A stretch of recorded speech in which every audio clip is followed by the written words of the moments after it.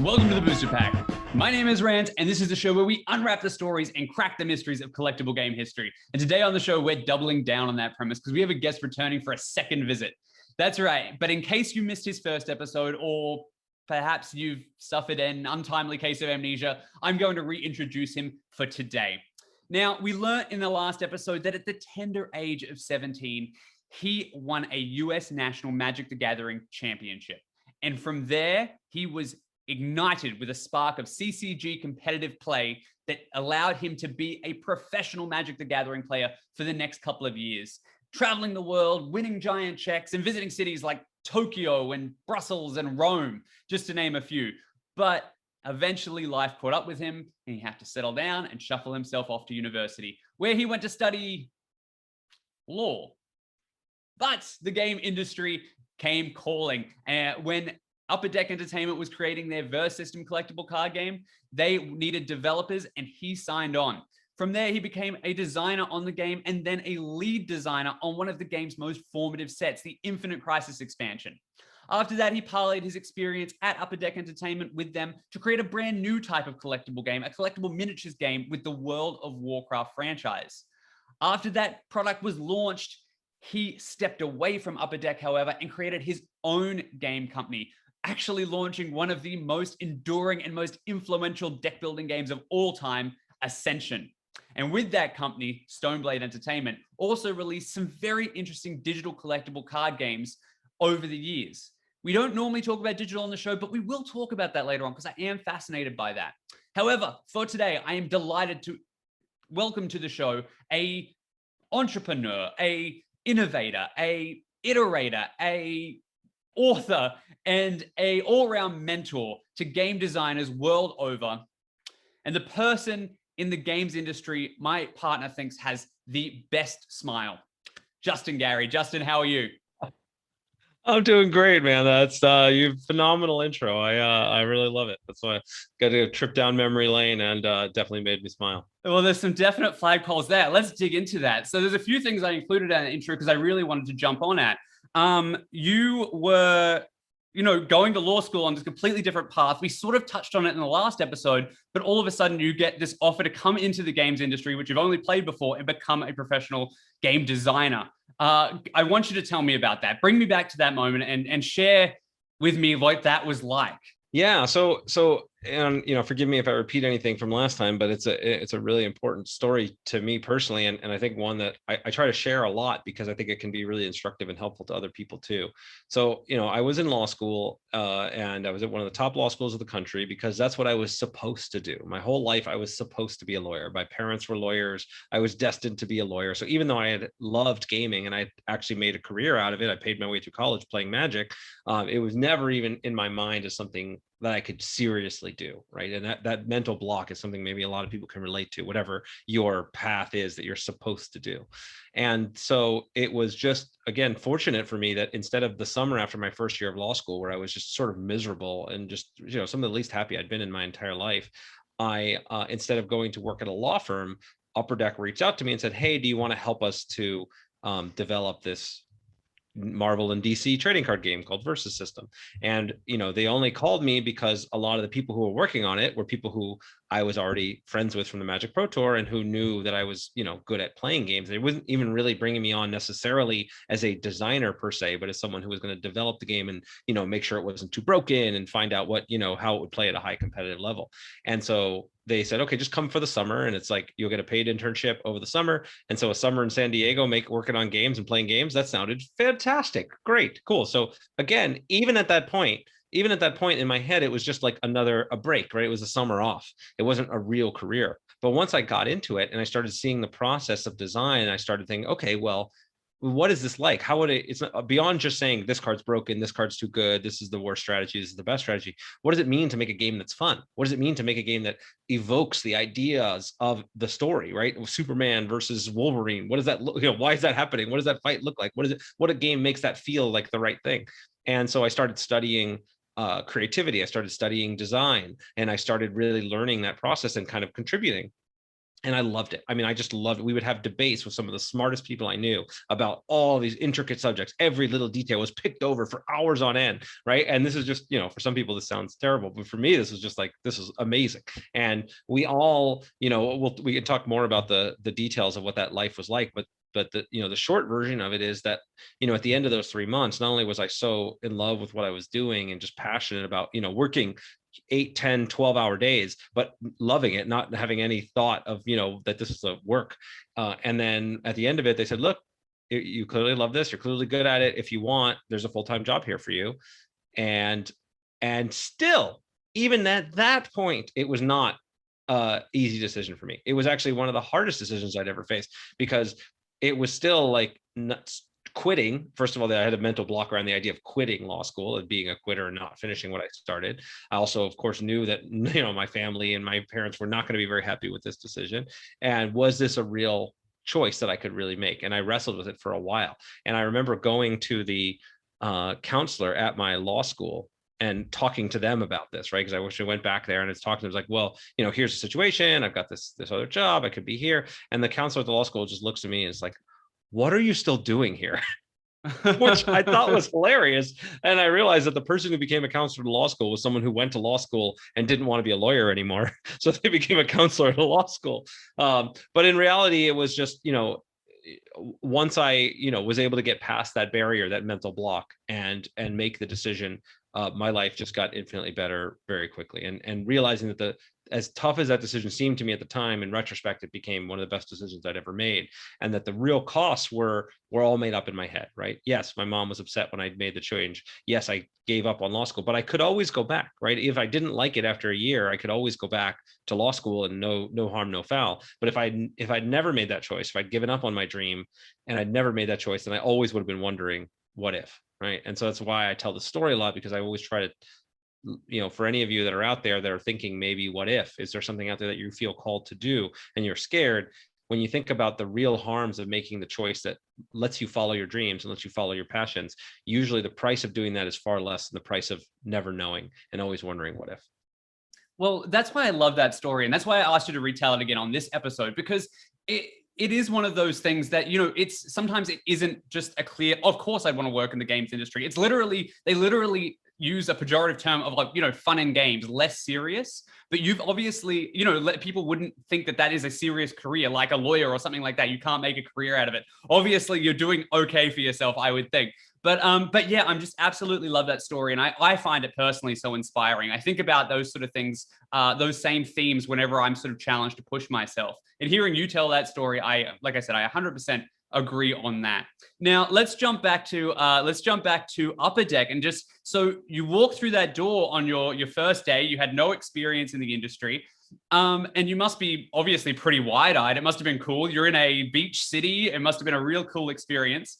What was it like? What was it like going in that first day and sort of meeting some of them you already knew, but meeting the team and understanding your new working ground, even though you thought it was temporary? Yeah, so for me, it really was like this kid in a candy store thing. And I loved the idea of what we were doing. And again, some of these people were people who I had worked with very closely for a long time. So like Dave Humphreys, who's now lead developer over at Magic the Gathering, Danny Mandel, who's still a game designer and still works on the Versa system and was part of the rebuild that happened a few years ago.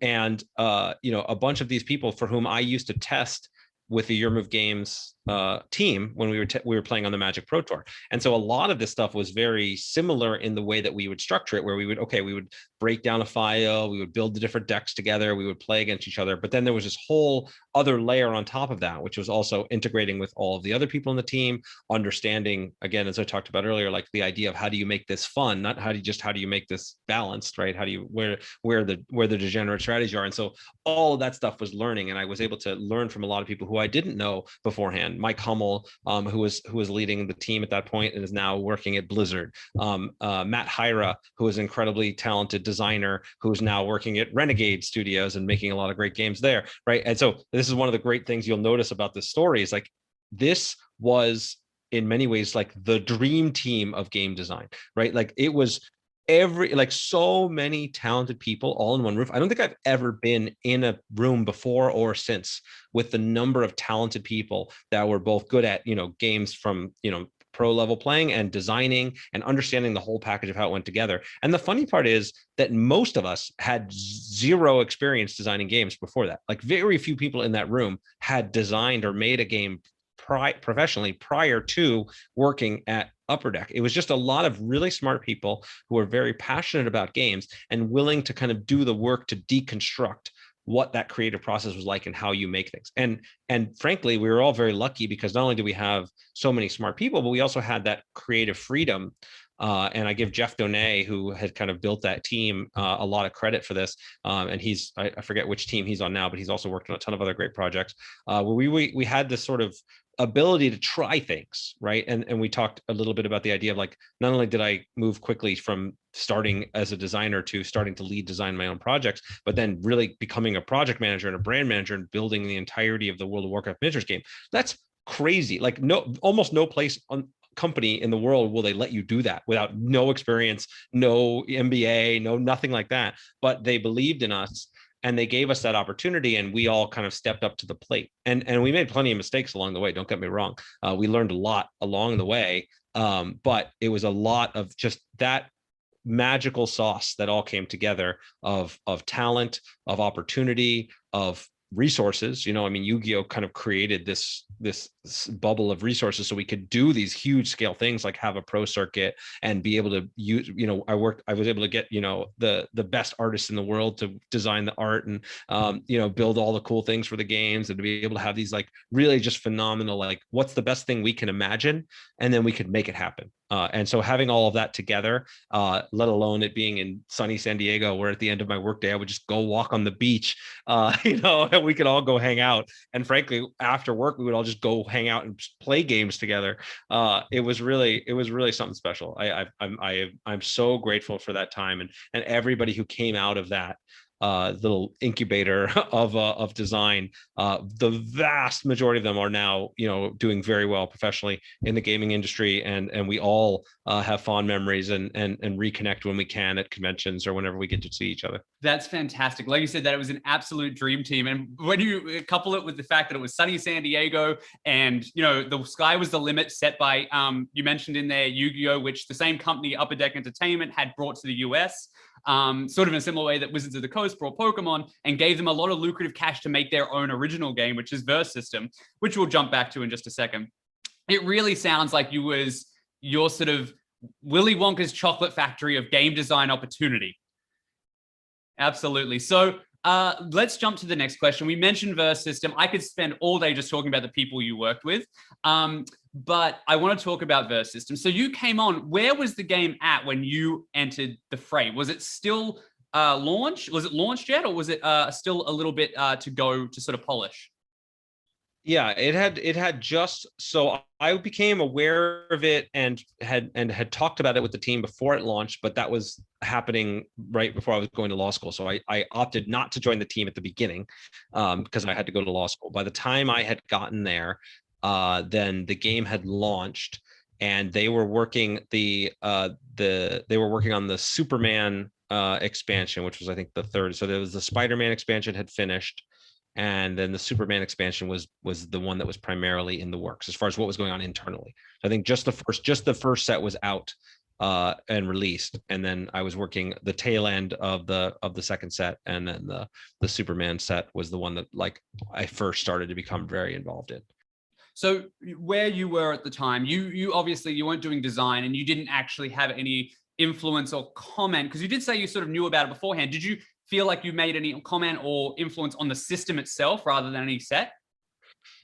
As far as the heart of the game engine was already made by the time that I came on, so I didn't affect the base rules of the game. I was mostly affecting, at the beginning, it was sort of the development and the balance of the cards, and then soon thereafter, the design and the direction that we were going in. And so then, and that obviously created a lot of changes and a lot of effects as it went on, but the game rules were already defined by the time I got there. Well, what was your first sort of influence? Like, what was the first thing that you remember working on or saying, like, this doesn't work? Or, what was the first thing you really remember that you see published? Some people say they don't forget their first. What was yours? Yeah, so I remember very much working on the Superman itself, right? Like, so the idea that Superman could do everything and that you could have one person that is like, so Versus System very much is about the idea of being able to build up your board with a variety of different, heroes and villains, right? You're trying to get a bunch of characters, and the baseline level of strategy in Versus System is you're trying to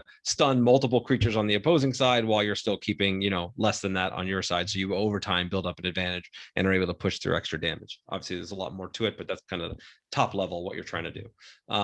And then but with Superman, and again, this was a long time ago, but with Superman, the idea was it's just Superman, right? Like, he's the guy, he's the hero. Like, yes, he's got sidekicks, yes, there's other people, but it's really just Superman.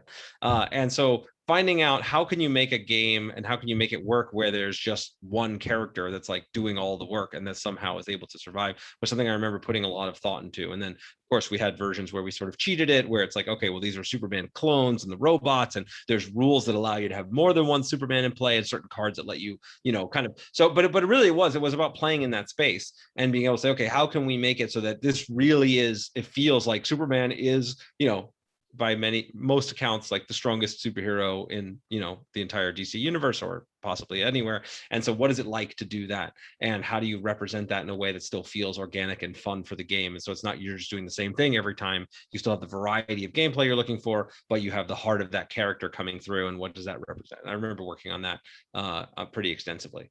I do think that the corollary to this is I remember being a part of what I think was the mistake of Superman as a set, which is that we overdeveloped it, right? This is the natural tendency that people have when you first go from being a pro player or being a competitive player of any kind to being a designer, is you think that the idea of balance means everything is equal.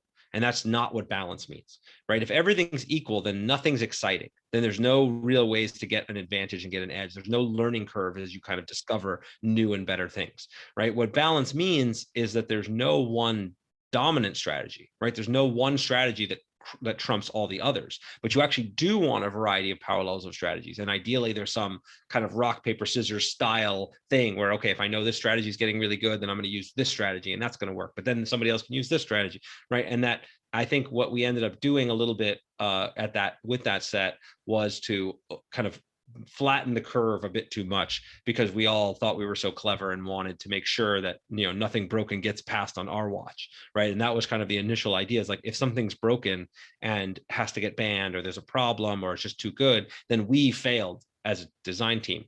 Whereas now I actually think in many ways the exact opposite, right? If I'm not that I want things to be broken or get banned, but if I'm not scared of something, if I'm not at least a little bit frightened of things I'm putting out the door, then I'm not doing my job right. Because you want things that when you see them, you're like, oh my God, that must be broken.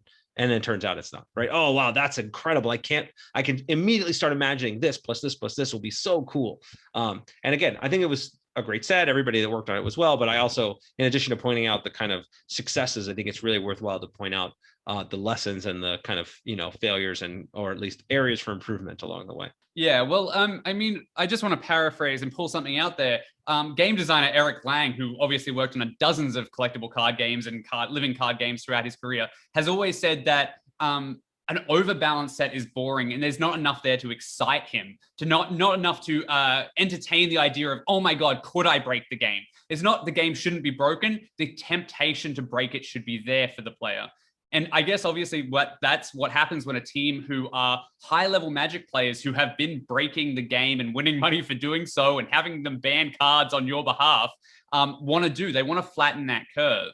And obviously those early sets, like you said, Spider-Man, Superman, are in the context of the rest of the game really seen as sort of like restrained. They have a leash on them. And can't really be used in the context of the entire game anymore because, like you said, those numbers are so finely balanced.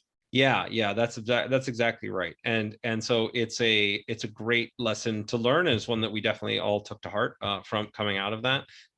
And again, it's exactly the opposite of what you would normally think, right? As a player, anytime I was able to play a deck and the Pro Tour and then get a card banned after winning a Pro Tour with the deck, right? Like I did with the Oath of Druids or in my Pro Tour Houston deck. That's like a win, right? You're like, haha, gotcha. Like that's victory in that case. In this case, you want people to feel like they have that dream and be able to play and have those experiences, but obviously, just a little bit less powerful than that.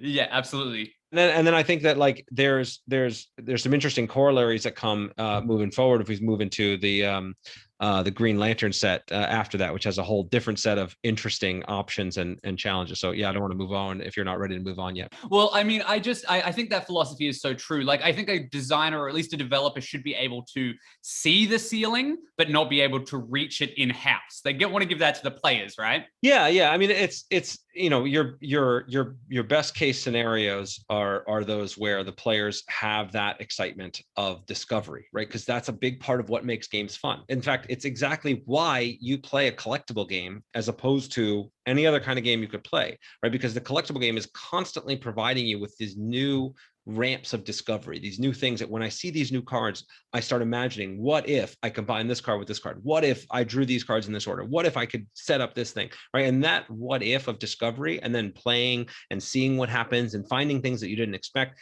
that's the fun of the game. I mean, that's the fun of gaming in general. It's a big part of it, right?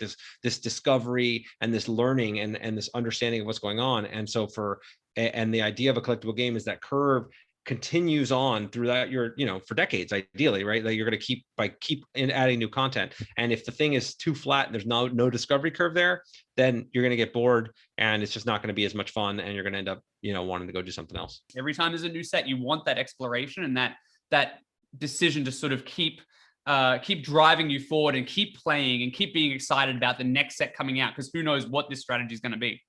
So you mentioned obviously some of the team there, and there was some, like you said, amazing Magic the Gathering players. We talked a lot about your competitive Magic the Gathering career earlier, but like, was there anyone on that team who nowadays as a game designer you really look at and say, they taught me sort of what those early things were? Like before you mentioned that Superman, you were really just almost by instinct, it was your first thing, but by instinct, you're like, I want Superman to feel heroic. I want him to feel like the guy. And as you said at the beginning, you had to learn that there was game creation and game design and sort of game flavor crafting and putting that on. Do you really remember anybody on that team who was really instrumental to who you are as a designer nowadays? Oh man, I mean, so many people on the team had huge influences on me. I think the people that really come to mind when you first say that, I think Matt Hyra was interesting, and he really had a huge influence on me because unlike most of the other designers on the team, he did not come from a pro Magic background, and he came at it always from these like building, engine building and building these stories and elements into his games. And he could design new games like at the drop of a hat, constantly have new game engines. And we worked together on actually an action figure Marvel game, which I think was called Superhero Showdown, if I remember correctly, at that time also. Wait, did that come out? Yeah, it did. Oh, I didn't remember that. Yeah, well, it wasn't it wasn't designed for the hobby channel. It was a mass market kind of thing. Came out, had a series or two. It was really fun to work on, and so that was my first like new game I got to work on building an engine with, and I worked closely with him on.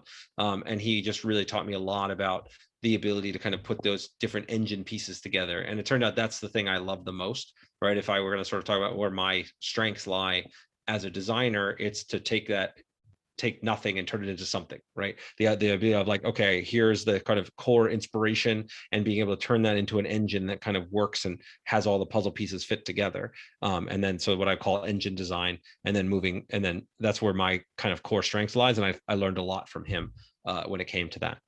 In addition, Patrick Sullivan, who I did know from the Magic Pro Tour, and he is one of the best collectible game developers that I know, and having that philosophy of being able to keep the fun and excitement as the thing that's best, right? To keep he was very famous for playing a lot of like the red slide decks and things in Magic. right? Whereas I play the, counterspell control, like, lock everything down decks. And as it turns out, if the deck that I like is the best deck, it's not good for the game.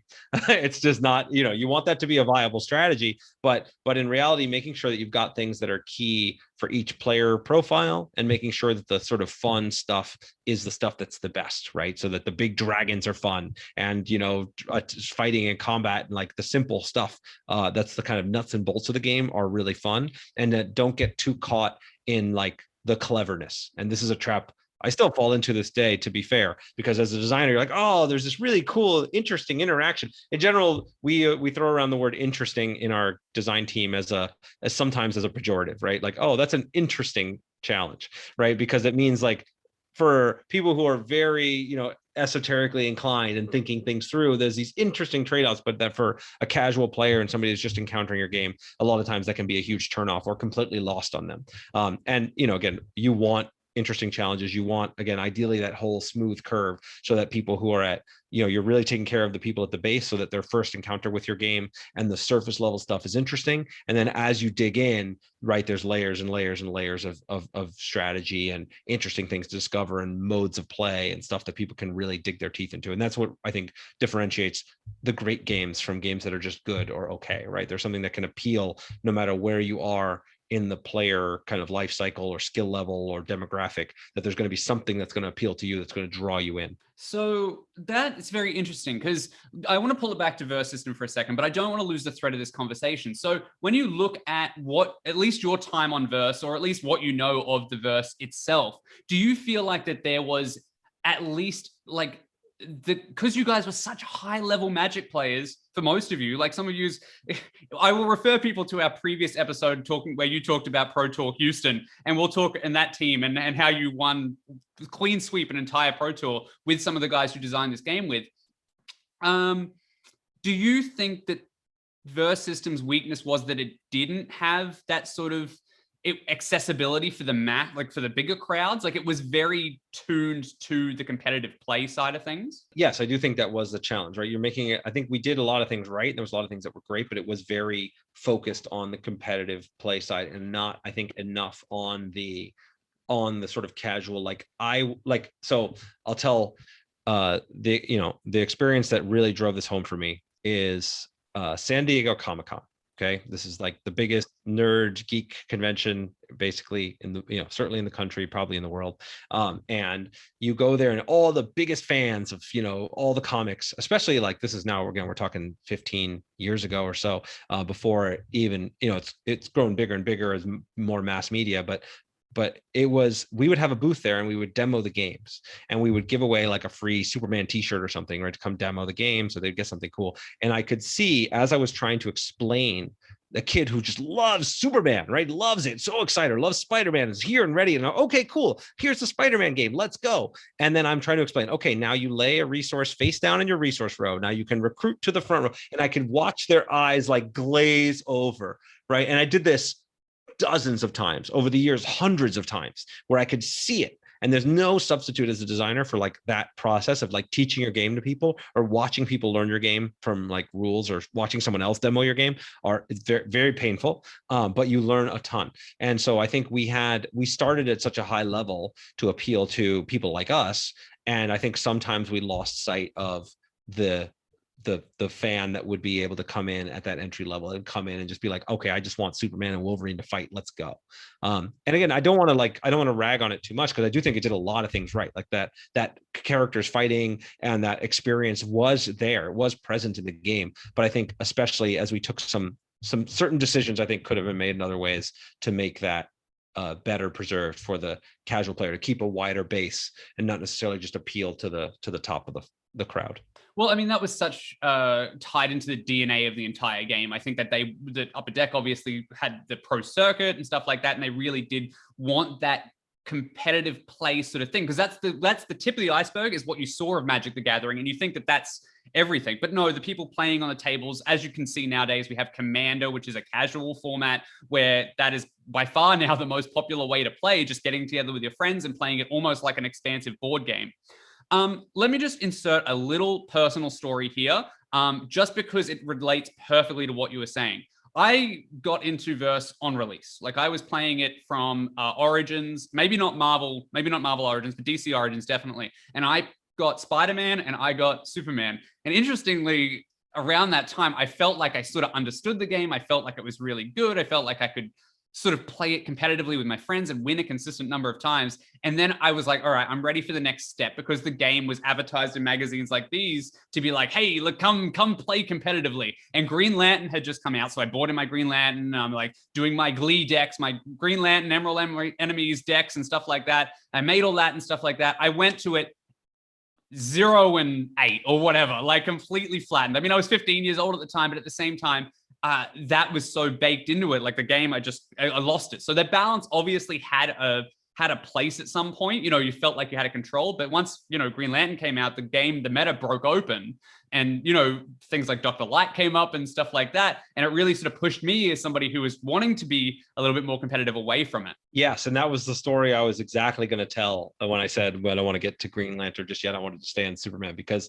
I think Green Lantern, which was a huge breakaway point. I think Danny Mandel was the lead design, but and we all were on board with this direction, and so we all collectively get the credit / blame, because what we decided was, as a team, right, that there was, prior to Green Lantern, it was always correct, pretty much, to play the biggest drop that you could every turn, right? On turn 1, you know, you want to play a 1 drop, or it doesn't matter as much. Turn 2, you want to play a 2-cost guy. Turn 3, you want to play a 3-cost guy. Turn 4, you want to play 4, and so on, right? Everybody, the power level scaled so much so that if you had to underdrop at any point, it meant you were at a serious disadvantage. The upside of this was it was pretty straightforward to play. You understood what you were supposed to do. The downside of this was that it was the games would play out somewhat consistently, right? And it would a lot of times come down to like, okay, you made your 6 drop and I didn't, or you made your 7 drop and I didn't, and that ended up crushing the game. And so it felt a little bit like the games would play out similarly, and that the skill level maybe wasn't as high. And so we thought, wouldn't it be cool if, instead of just always making the biggest drop, that actually the small guys working together could be the thing that would work, right? That wasn't just play the biggest guy you can. It's also, sometimes you'd rather play a 2 and a 1 rather than a 3, or getting a couple of different 2 drops that they would all work together and help each other out. On surface level, this sounds like a great idea. And it does absolutely mean that you're going to have a lot more strategic decisions to make. But in practice, what it means is that the strategic decision curve becomes exponentially more difficult. And so with Green Lantern, it's not, you know, while there were certainly some cards that were too good, like Dr. Light, you know, would let you put an extra 2 drop into play basically every turn.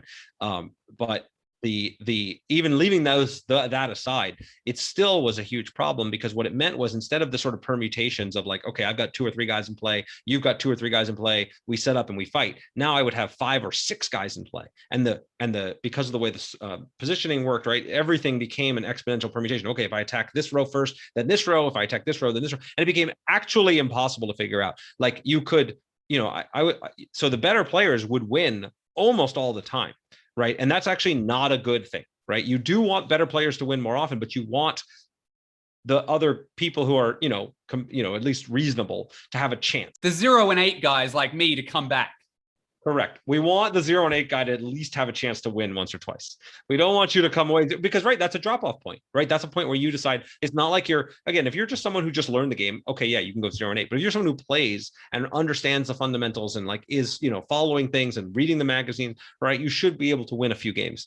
And so what happened with Dr. Light is it kind of broke, I don't know if broke the game is the right word, but it broke people's brains, right? Because it was so hard to figure everything out. And so you would just have to be able to kind of intuit your way. And so that, I think, was another huge lesson for us, from where it took us away from just the like smash, you know, guys smashing and having some strategy, to the real tactical full level positioning and number of permutations that it did appeal to a certain class of players, but it ended up making the game too hard, especially once you start going into that class of players who you're trying to bring in, who are just the superhero fans who want to play a superhero card game and want, you know, to see what happens if Spider-Man fights Storm or whatever, right? Like, those things are, and so, and again, this depends on who your target audience is. It's one of the lessons I teach a lot in my game design course and in my book, right? You want to know who's your target audience, what's the experience you're trying to create. If you don't know those two things, then you're going to end up going off course, right? And so if it's,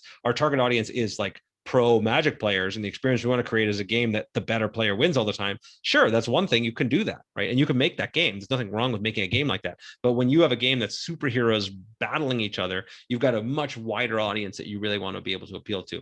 And so building something that, yes, can appeal to the high end, the top of the iceberg, if you will, but you have to have that base or the iceberg is just going to sink. It's not going to work. Yeah, that's right. It's going to melt. Global warming time, it's going to melt. Wow. Okay. So we could spend literally an hour dissecting the first 2 years of Verse System and relating it to other games and how it all went down. I do need to push forward though. I don't want to, but I will. So eventually you go from being a developer on this game to starting to bring an influence in, starting to actually make not just how cards and what the numbers on the cards look like, but what the actual cards do. Do you remember like maybe your first couple of designs or the first few things that you contributed in that sense to the game? I got to be honest, I don't know that I can remember my first designs. It's a very, I even have trouble with this now to this day because it's all very collaborative, right? So like we would have design meetings and we would all be throwing out ideas. And I'm sure that I had design ideas that even got added into the Superman set, which was the first one I really was able to dig my teeth into. But I couldn't tell you what they are, unfortunately. So yeah, it wasn't until my the actual set lead design that I really, actually I'll take that back because the first time I did lead design anything was the Batman starter.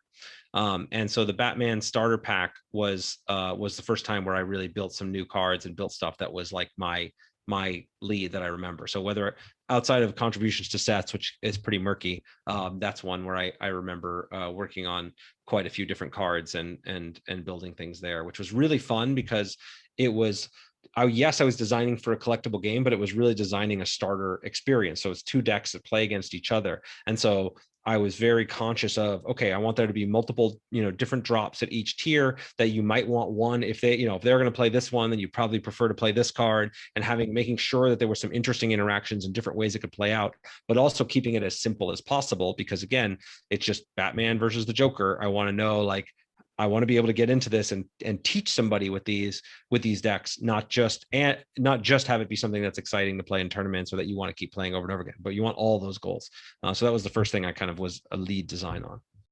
I don't remember myself. Obviously, memory from, what is it now, 15, 16 years ago is a little murky, but I think that's how I learned to play. So if it is, thank you very much. That's fantastic. And it's a lot more like designing something like Ascension. Like you said, there's this closed circuit feel to it, because I think it was a 60 card set, but it was a 2-player starter, and you could split it up with a friend or a sister that you were begrudgingly forcing to play. No personal experience there. And actually do that. That's fantastic. So let's talk about the big thing I mentioned in the intro, the actual formative set that you were in charge of, the one that changed the game in so many ways.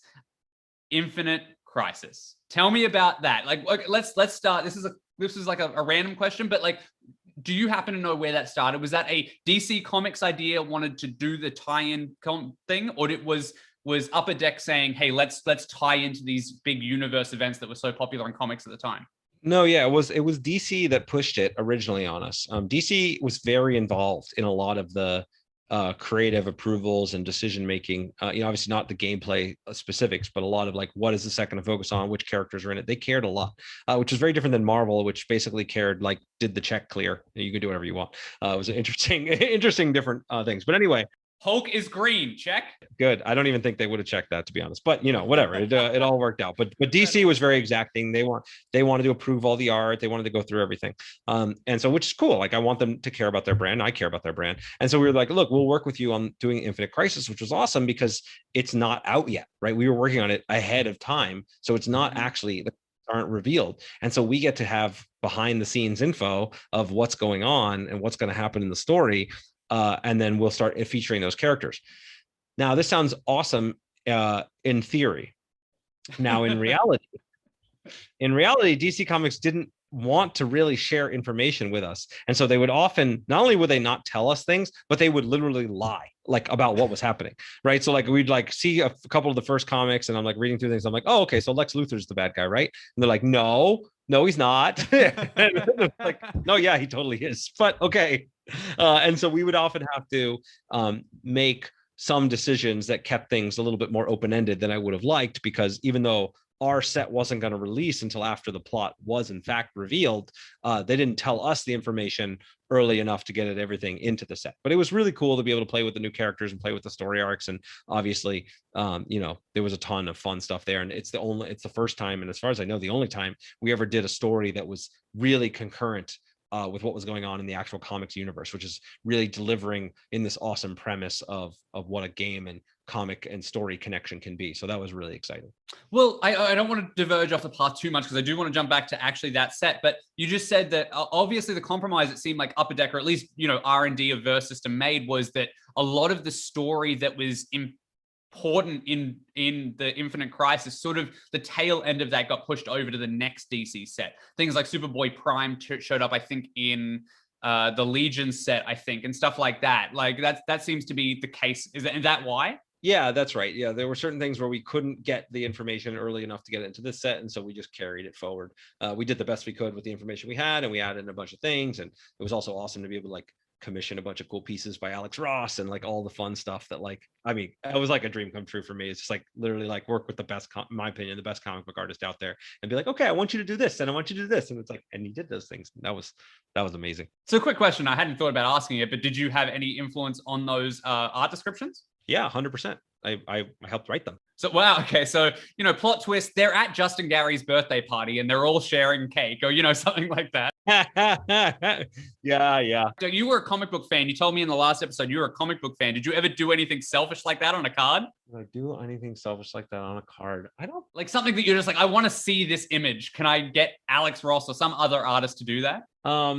I mean, I really it was just funny ones, getting Detective Chimp in there and making that making that guy show up a bunch was hilarious to me. And so we did more of that than probably the popularity of Detective Chimp warranted more generally. I'm trying to think if there was anything that was I really pulled on that. There must be, but I can't. I didn't do any personal image Easter eggs or put my face in a card or anything like that. I'm sure, I mean, a lot of the job was just coming up with cool, all right, wouldn't this scene be cool, and let's draw them doing this, but I don't think nothing immediately comes to mind. I do have the one art related story about which I often tell about communication, which I don't think I told the last time I was on here, which is that one of the challenges when it comes to either writing rules or writing art descriptions is that you have something that's clearly a picture in your head, and you think you're writing clearly, but very often you're not. And there's a lot of multiple ways that the same sentence can be interpreted. So for example, we were working on a set and we had this one art piece where we wrote the description with Galactus, and then it's Galactus towering over buildings, blocking out the sun. I was like, okay, cool. That sounds great.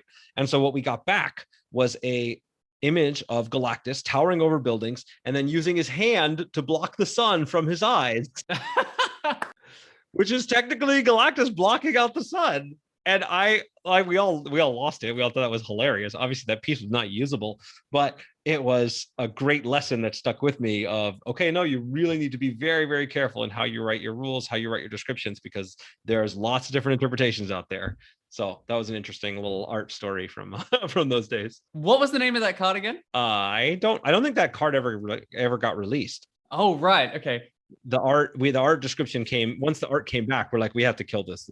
This is too stupid. But it's really funny. Oh, what I wouldn't do for a Magic the Gathering style unset for Verse System. That would have been fantastic. A what if set or something like that. That would have been amazing. Yes, I would have loved that. A little what if set. All right, so we are about 25 minutes behind schedule. So I'm going to get to what I need to get to there. So you're leading a set of your own now. You're actually influencing everything about a single set, Infinite Crisis. How does that come about? How do you get tagged to be the person to do that? And is that your choice? Is that something that you're just assigned? What is the origins of that set? Oh, I made it very clear very early. I wanted to lead a set. I think that I'm nothing if not ambitious, and I'm a hard worker. I'm willing to do what it takes, right? And so I would continually be contributing design ideas. That's part of why when there was an opportunity to lead design the starters kit, I'm like, yes, sign me up. That's what I want to do. If there's a And if there's an opportunity to lead the set, yep, that's what I want to do. Like whatever the set is, I want to do it. I was even thinking about, there was a period where I was looking to do something even more ambitious. We had talks for a little while about doing a Sandman set, which is my favorite comic of all time. Absolutely agree with that. Hard agree. Get that on audio. So it was, and I was for a while was looking to do that as my first lead design. And that's, if anybody knows the Sandman comics, that is so ambitious and esoteric a project. I spent a fair amount of time thinking about what would that look like, what do, you know, how do you represent these aspects in the world? And was your plan that each one of the Endless was going to be an archetype? Well, I was creating this initial concept of like they were like the Endless were going to be their own card type, and that they would kind of be more like an enchantment, or like actually is not that different from like the way the gods worked in Magic, right? Where they start as an enchantment, and if certain conditions come to play, then they come into play as this like unstoppable, indestructible figure.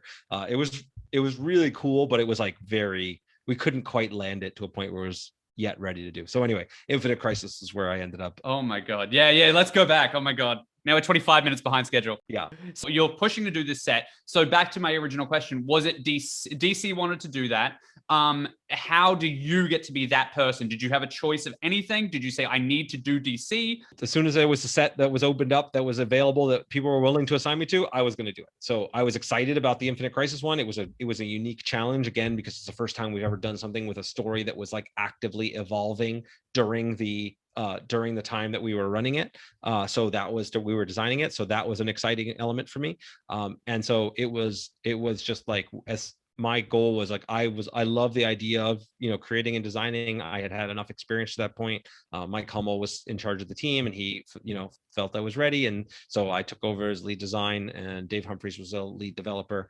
And so I was just ready to go. I mean, whatever, you know, I was excited. Wow. Okay. So there is a lot in that set. And like I said in the intro, it is a formative set for the game. Not only is it the first storyline set, but it also ushered in Silver Age, which was basically like Magic the Gathering Ease is like extended for the game. Like it had to do a lot of heavy lifting, because in certain formats, the original core sets were getting dropped. So it had to do so much. Like, talk to me about how you approached that, what the decisions you made.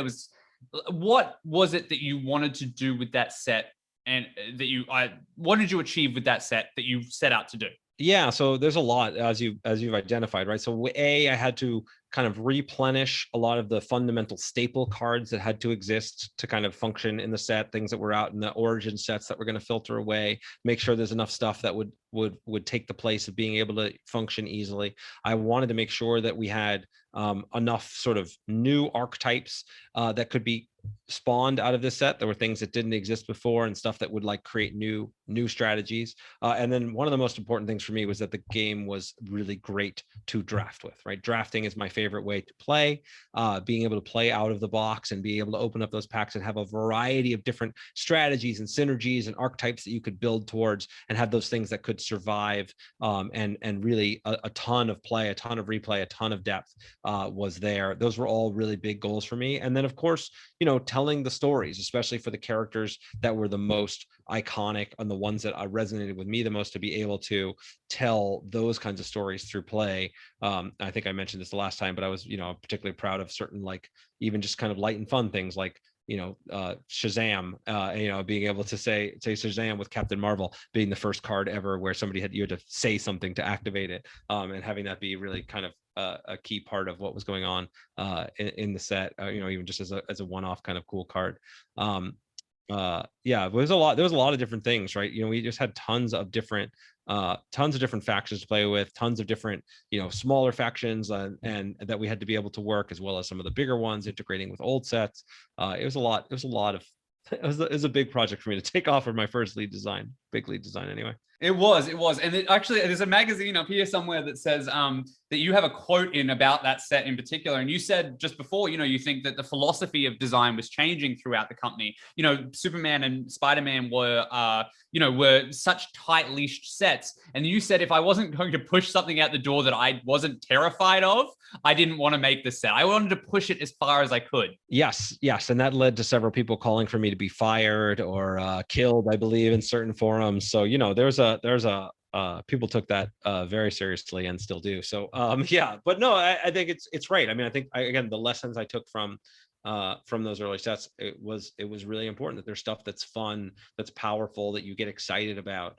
And I think that I stand by that stuff today. I mean, obviously, again, you can certainly point to specific cards and certain specific things where maybe we push too far. Fair enough. But I think that overall, people had far more fun playing Infinite Crisis than they did the Superman set, or those differences are pretty dramatic. And I think that I accomplished a lot of what I wanted to accomplish with that set. And of course, yeah, there's tons of specific things I can think of that I would not do again, or that I wish I could have done differently. But for the most part, I still remain very happy with it. In fact, I keep a full set. One of the things I've actually, we were talking about before we started the episode, like I'm traveling now. I've sold off and gotten rid of most of my stuff, but I do still have a complete spoil set of Infinite Crisis that I kept in a binder, and I have some decks that are pre-built, and I even have one sealed booster box still of Infinite Crisis that one of these days I want to bust out and draft with some friends.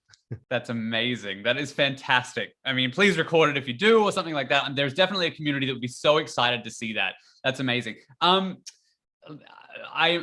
incredibly delighted to hear that. And as I said earlier in the episode, you never forget your first, and that was really sort of your first one that you sort of designed. Let me ask you this now, like, there was a bunch of things in that set. I do just want to spend a little bit more time on that set. There was things like magic, and especially things that sort of stuck with the audience, like the Fate artifacts. Like, you were sort of crafting your own Dr. Fate. As somebody who was so involved with Magic, the Gathering, not Magic in Verse System, like, were those inspired by the Caldra stuff in Magic, like, or was that an original idea that was coming out at the same time? Yeah, I mean, I think that as I recall, I think most of that stuff was original at the time. Like, I knew I wanted the Fate artifacts to be a thing, because that's what makes Dr. Fate Dr. Fate. And the idea, like, we hadn't really had the idea of being able to equip multiple equipments on the same character and be able to build something that was like this cool custom monster was something I was really excited about, and each one having its own specific powers. And I think that worked well. I think I added a little bit. If I could go back, I think I added stat bonuses to all of them, as well as their custom powers and everything. So I think that was maybe a little bit overkill, just because of how cluttered the cards became. But overall, I think that idea of searching for the artifacts and putting them together and building your own Dr. Fate, I think, was super cool, and tying all that in together so that it mirrors what the real Dr. Fates do. So I was really excited about that. And then Magic, I knew I wanted Magic to be a big part of the set, and figuring out what that meant, right? What does it mean for something to be, there's tons of these different effects. What differentiates Magic from other things took a while to figure out. There was a while where we had a separate mana resource or a magic resource of some kind, and we ended up going into sort of paying health and playing with that space. I did have a card, I don't think it actually made, oh yes, there was a card called the Conclave, which was originally it was a spell, it was a magic, and it was originally in playtesting called the Gathering, because it's a conclave is another term for a gathering, or it's people that get together. And so I tried to get it printed that way, the Gathering Magic subtype. The legal team did not let me do that. That's great. I thought it was funny. I really liked it, but the lawyers don't have as much of a sense of humor. Good thing you didn't become a lawyer then. Truth. Okay, so did you write the card description for that card? Yeah, I did. I think it was, I don't remember all the details of the art specifically, but that was, again, I'm pulling a lot of things from 15 years plus memory, so I don't remember exactly what the art of it was. I think it was just like a gathering of magical people, but yeah, that I don't remember well enough. That's fantastic. All right, so let's move on just a little bit. So there was a lot, obviously, that you put into that set. Do you, and the team was so new, and obviously Magic the Gathering is such an influence on that thing. Just as a quick question, did anybody from Wizards of the Coast or something like that offer any advice at any point? Or did you ask anybody who you'd befriended at Wizards of the Coast for like design advice or anything like that? Oh, I mean, of course, it was not, obviously I was contractually not allowed to talk about the specifics of the set, right? I mean, especially one of the downsides of the, working on a set that's even future focused, right? This is all very top secret stuff. So I can't talk about the set specifically, but of course, I did friends with Mark Rosewater for a long time at this point, and I got, advice from him on, design principles generally. I think that but I also just had a huge group of very talented people surrounding me at Upper Deck at the time. And so I was not lacking for design talent and support. That was definitely one of the great things about that. It really forced the issue, and we were able to really just talk about design and break things down and get feedback constantly. And it's really one of the keys when I try to teach design, to talk about being able to get iterations done, have a community of people that can give you feedback, and being able to constantly try things, because I tried a ton of things that just didn't work, right? And your ideas are always going to need that kind of refinement. And so if you don't have that ability to put stuff on the table, get feedback, ideally from people who are, also designers or have, understand what you're going for at the early stages, especially, you're just not going to move forward as quickly. And so I was very blessed to have that kind of talented team behind me. I would never have been able to handle a project of this scope without them. I'm so envious. As we said earlier, like it was a Chicago Bulls team of game design. Like it was absolutely amazing as far as who was on the team, the people who had come in from Magic or, elsewhere. It was sort of like like I said, like the absolute best of the best, cream of the crop. But let's talk about a little bit broader. Like I'm sure the audience is interested in Marvel and DC. Like, were those sets, like when it comes to balancing and developing, stepping back to developing, like were those two sets, like how did you guys reconcile balancing there? Like did you guys have to make sure that each one, like each particular franchise or brand had its things that it could push and pull at? Like what was the story? Because you guys were balancing so many different, you're juggling so many different balls at that time. Yeah, I mean, I think that of course we want to make sure that all the sets have, viable strategies, and that each franchise has good strategies and no one is truly dominant. I think that was certainly the case, but it was the case generally speaking. We didn't want one team to be dominant even within a single franchise. So that was never a huge, it wasn't like, oh no, Marvel's too good or DC's too good. It was just like, oh, okay, Superman's too good, or the Ahmed Samsara is too good, or whatever, right? Like those are the things that we end up moving around, rather than like the franchise. At the franchise level, I don't think we ever had huge challenges, because even though, yeah, it was just more about just generally trying to balance the game. And of course, you want to make sure there's good cards, that the heroes and that iconic figures that you notice, that everybody knows, are going to be good and playable. In fact, of course, the problems there usually are that we miss is when we are with the wacky characters, right? The characters who are just like Dr. Light or whatever, right? Where nobody cares about them specifically. They're not popular in the comics. And so that allows us to do wackier things with them. So we try crazy abilities like we've never done before. And I think I mentioned this last time we spoke too, where that means very often that's where the problems creep in. That's where we end up with like, oh, we didn't think about this interaction, or this ended up being too good. We really wanted to focus on, whereas we know we test the hell out of Superman, and we test the hell out of Wolverine, and we test the hell out of these things. Some of these other side characters occasionally became more problematic than we thought. Yeah, that's when you have people like Boris popping up out of nowhere and becoming such a big deal in the game. Okay, so just generally, is there any other memories that you want to share from Verse? Like, do you remember anything about like the fans coming in, like conventions? Like, how elating was it to even see people starting to engage with your own design set? That, like, what was that experience like? And any other stories that you have about Verse System, by all means, let me know. Yeah. I mean, there's a lot of really fun stuff. I mean, being my original experiences with the Pro Tour were always, again, as a player.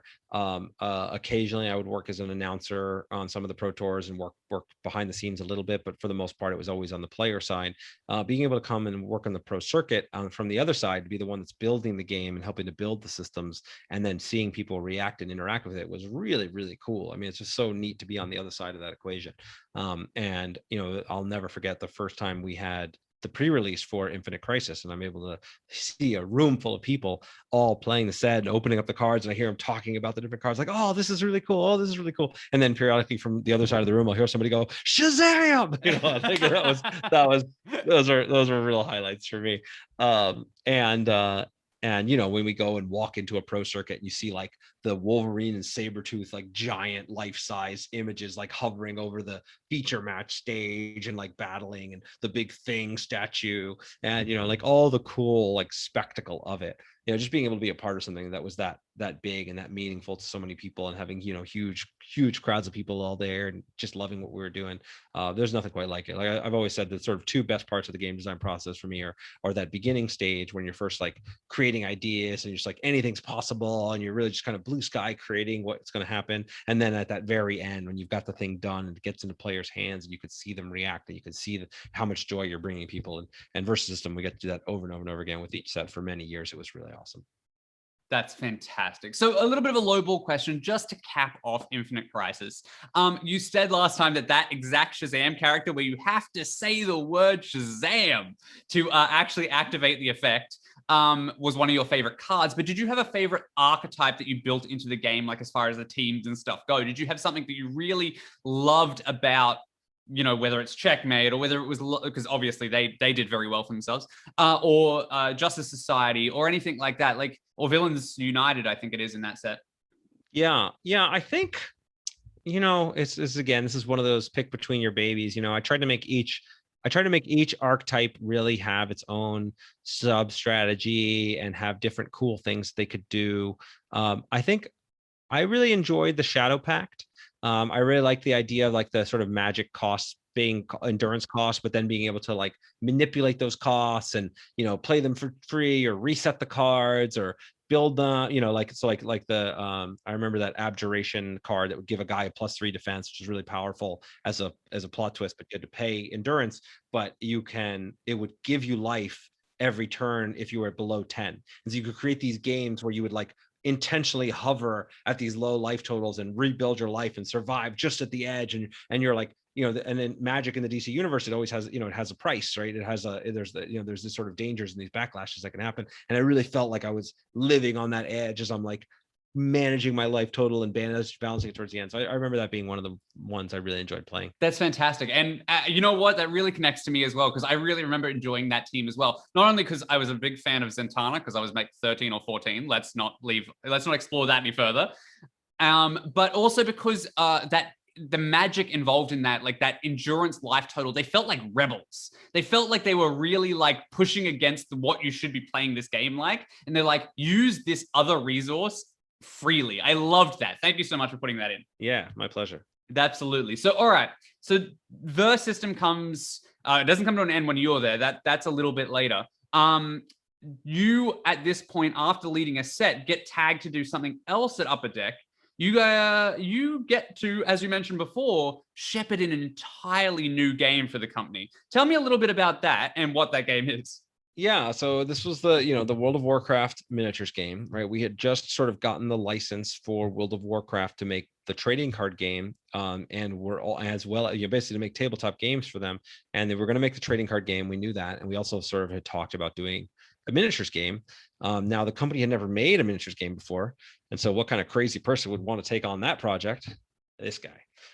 As I said, I'm nothing if not ambitious and willing to do hard work, and so that's really what it became. I love miniatures games. I grew up. I played a lot of Warhammer 40K and played HeroClix, and I really enjoyed that genre. Even though, of course, card games were my main, game I played the most. It was really fun, and so it was something I was excited to do as a challenge. And so I took that on and started working and designing a brand new miniatures game, out of nothing. And then eventually not only worked as the lead designer on it, but because the company didn't know how to make miniatures, we eventually had to become a product manager and figure out how to find a factory and fly over there and get the miniatures made, and then become a brand manager and do the marketing and sales and get everything done. And so I got to kind of do the full spectrum for that project, which was really a lot of work, but really exciting and fun in its own way too. But it sounds like it was worth it all the way through, because obviously that experience is what helped you step away and create, at the time, Gary Games, and now Stoneblade, and explore, not be afraid of exploring realms that you hadn't previously explored. Yeah, well, that's you're going to notice that if you haven't already, there's going to be this recurring theme for me as a designer. It's like I always want to do the new thing. I always want to try and push the boundaries, right? I'm not if I'm going to work on something, I don't want to just sort of do the same thing over and over again. That's easy for me. I want to be able to sort of figure out what's the new angle here, what's the new challenge, how can I take what I've learned and apply that to this new genre or new, make something that people haven't seen before. And that's something that's always driven me as a person.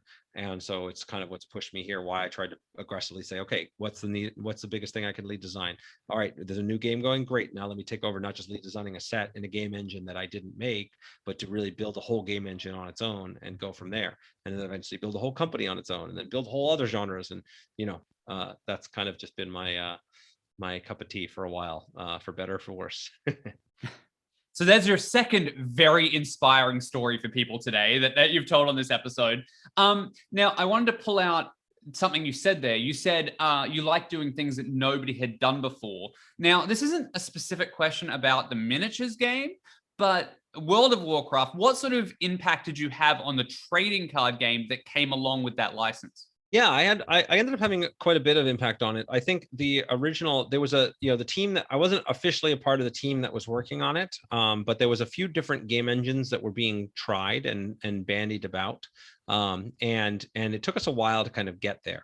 I would say that the biggest, so I sort of, would occasionally jump in and help that team. And at one point I actually ended up building, because the trading card game was supposed to come first, and it did come first, but I had actually gotten pretty far along in the development of the miniatures game and was actually pretty happy with it. And the TCG was in some trouble, wasn't quite where we were happy with. So I ended up spending a little bit of time and actually built an entire World of Warcraft TCG engine to sort of show to that team and kind of give some ideas. And that engine had its own challenges. It was some really cool stuff going on in it. But what did happen was the idea of your player as an avatar, like that the idea that you have a hero character that has some special powers came out of the game engine that I had that wasn't originally in the engine. So that got taken over and put into the TCG. But for the most part, I think that was probably the biggest lasting impact that my work had. And I just, other than little, conversations and some play testing here and there, which of course everybody on the team did, but there was a lot of obviously really talented people that was working on that, Brian Kibler and Danny Mandel and a bunch of others that were really driving that bus. But I got to at least have my impact on it. Well, it's an amazing game. And obviously it was quite successful for a time and has such a long tail effect because so much of the DNA of that game ends up in Hearthstone, which is probably one of the biggest, if not the biggest, collectible card game on digital platforms at the moment. My question is, I have heard before that the inspiration for raid decks may have come from something that you did. Is that true? Oh, that is true, actually. Yeah, I'd forgotten about that part. Yeah, so the idea of raid decks, we originally had built a Nixia raid experience for the miniatures game. In fact, there exists somewhere, I do not know where, a giant Nixia dragon that we had actually had sculpted for that raid experience. It ended up being a little too costly to actually produce, unfortunately, but it was really badass. We brought it to some conventions. And so we built a whole system that was how the thing got automated and how it could play, how the boss could be played either by a person or automatically flipping off the top of the deck and things. And it was a really, really cool experience. And then that ended up, even though that never got printed, that ended up inspiring the raid deck experience for the TCG. But yeah, I had forgotten about that, actually. Thanks for bringing it up. And by the way, also, this is then similarly experienced, and now I've brought back into games from my own company now, because we took Shards of Infinity and now the Shadow of Salvation expansion, which was our last expansion. We actually, as of the airing of this episode, we've just released Into the Horizon, which is the 4th expansion. But and so Shadow of Salvation actually takes a PvP game and turns it into a PvE cooperative experience, much like the old raids. And then we did the same thing again with Ascension Tactics, where we took again primarily what was a PvP experience and created a PvE raid and campaign, a whole campaign experience out of that. So those skills that I developed back then have really been honed and have paid dividends over time. Well, I find that fantastic. Actually, I did want to just pull that out. I'm glad you mentioned PvE, which for anybody who doesn't know means player versus environment. So essentially, there's NPC characters in a board game that you can actually play against so that it's cooperative. Things like Marvel Champions do this now. In fact, there was a recent print and play when COVID hit for the Pokemon TCG expansion, where you could raid a giant Pokemon or something like that. There is so many collectible games and even like living card games nowadays that have used this sort of DNA, which I don't recall existing before those raid decks for World of Warcraft in their gameplay and even sometimes in their design system at all. Do even Magic the Gathering did, I think it was Arch Enemy or something, some similar sort of raid sort of thing. Do you like, obviously maybe people would have figured it out before, but do you think that maybe your work was sort of the pinch point for this whole thing that essentially is a long tail effect that leads to Marvel Champions? I don't know if I'm willing to take credit for all that stuff, but I like it. Yeah, no, I don't recall if something like that had existed before. I feel like it must have, but I can't think of an example right now. I mean, you know, there's always RPGs where you're playing against a dungeon master or, you know, you're raiding, but nothing like a physical collectible card game or even a living card game or anything like that had existed that I can think of off the top of my head. Like a party cooperative experience. Well, that's really cool. Yeah, I nothing comes to mind right now. It's a very cool thing if it really was originated for me, but I feel like I'm not prepared to take credit for that because I don't know. I want to dig deeper and see if there was something else that inspired me, because I feel like it feels to me like it's existed forever, but yeah, maybe that's not true. It's worth thinking about, because it is a very cool element to games. Well, I feel like your inspiration would have been the actual video games themselves. So in the way that video games are influenced by RPGs and that, you know, the back and forth and the ping ponging of the game industry, and like I said, I'm very happy to be proven otherwise, but I really feel like this could be something that you can claim fame on. Woohoo! Okay, I'll take it.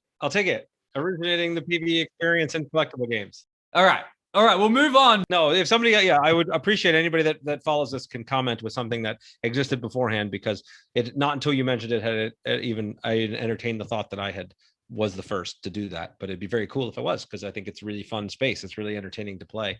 And yeah, that was the idea when I was working on it, was like when I built the World of Warcraft miniatures game, it was really primarily representing the battlegrounds experience that they'd had, right? This idea that you would play a team of three, a team versus another team. And it was doing a really good job of representing that.